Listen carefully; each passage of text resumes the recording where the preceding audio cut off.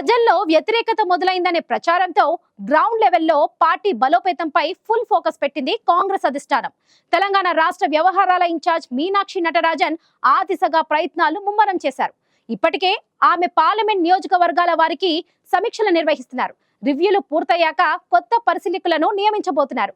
ఈ మేరకు సమీక్ష సమావేశాల్లో పార్టీ యంత్రాంగానికి దిశానిర్దేశం చేశారు.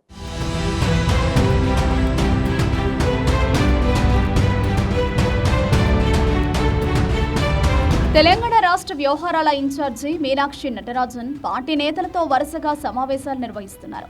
తన మార్క్ కనిపించేలా క్షేత్రస్థాయిలో ఏ నియోజకవర్గంలో పార్టీ పరిస్థితి ఎలా ఉందో తెలుసుకునే పని మొదలుపెట్టారు. పార్లమెంటు నియోజకవర్గాల వారి సమీక్షలు పూర్తిగా వచ్చాయి. గత ఎన్నికల్లో ఏ అసెంబ్లీ సెగ్మెంట్లో పార్టీ సాధించిన ఓట్లు ఎన్ని, ఎక్కడ గెలిచాం, ఎక్కడ ఓడిపోయారు, ఓడిన చోట ఎన్నో ప్లేస్లో ఉన్నాం, ఇలా ప్రతి అంశంపై ఫోకస్ చేశారు. ఇదే సమయంలో కొంతమంది నేతలు స్థానికంగా ఉన్న విభేదాలను మీనాక్షి నటరాజన్ దృష్టికి తీసుకెళ్లారు.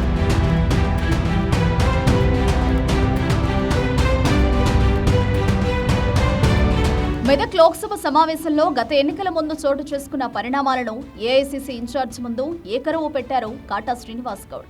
ఆయన అసెంబ్లీ ఎన్నికల్లో పటాన్చెరు అసెంబ్లీ నుంచి కాంగ్రెస్ అభ్యర్థిగా బరిలో నిలిచారు. ఎన్నికల ముందు, ఆ తర్వాత తనకు ఎదురైన చేదు పరిణామాలను ఆయన ఇన్ఛార్జ్ దృష్టికి తీసుకెళ్లారు.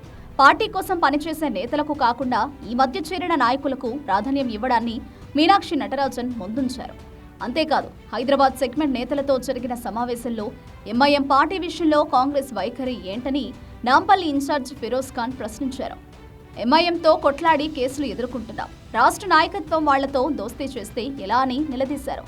దీనిపై ఇన్ఛార్జి మీనాక్షి నటరాజన్ క్లారిటీ ఇచ్చారు. రాహుల్ గాంధీ వైఖరి ఎప్పుడూ ఒకటే, ఎలాంటి మార్పు లేదని వివరణ ఇచ్చారు.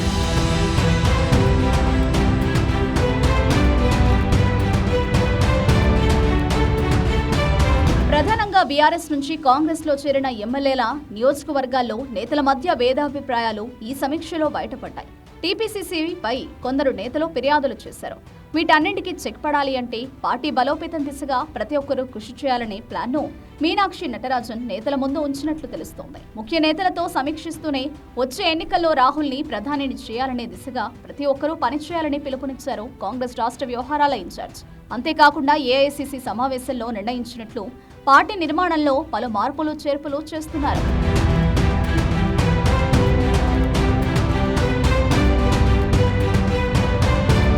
డీసీసీల నియామకంతో పాటు మండల కమిటీలపై దిశానిర్దేశం చేశారు ఇన్ఛార్జి మీనాక్షి. గుజరాత్లో పార్టీ పునర్నిర్మాణంపై స్పెషల్ ఫోకస్ చేసినట్లు తెలంగాణలో కూడా ఆ దిశగా వేగంగా మార్పులు చోటు చేసుకునున్నాయి. త్వరలోనే 35 మంది ఇన్ఛార్జీల నియామకం జరుగుతున్నట్లు తెలుస్తోంది. పరిశీలకులు ఇచ్చే నివేదిక మేరకే మండల, జిల్లా అధ్యక్షుల నియామకం జరగనున్నట్లు సమాచారం. ఏదేమైనా ఇంతకు ముందు ఇన్ఛార్జీల కంటే మీనాక్షి నటరాజన్ భిన్నంగా వ్యవహరిస్తున్నారు. ఆమె వచ్చాక పార్టీపై ఫోకస్ పెరిగినట్లు నేతల్లో చర్చ జరుగుతోంది. ఇదే కంటిన్యూ చేస్తే నేతల మధ్య విభేదాలపై కూడా దృష్టి సారిస్తే పార్టీ భవిష్యత్తుకు మంచిదంటున్నారు మరికొందరు నేతలు.